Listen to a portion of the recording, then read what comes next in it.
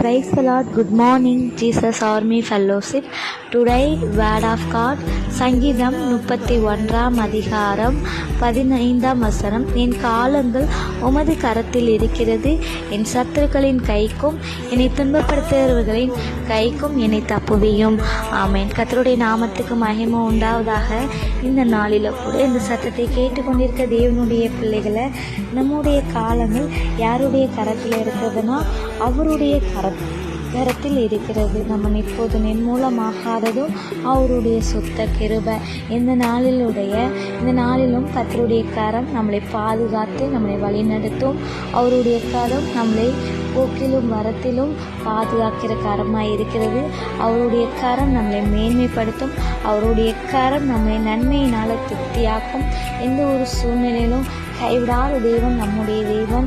ஆண்டவர் சொல்கிறார், இதோ இஸ்ரவேலை காக்கிற தேவன் உறங்குவதும் இல்லை தூங்குவதும் இல்லை.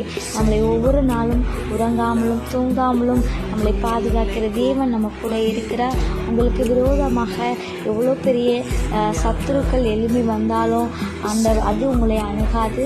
ஏன்னா இதோ உன்னை தொடுகிறவன் என் கண்மணியை தொடுகிறான் என்று வேதத்தில் சொல்லப்பட்டிருக்கிறது.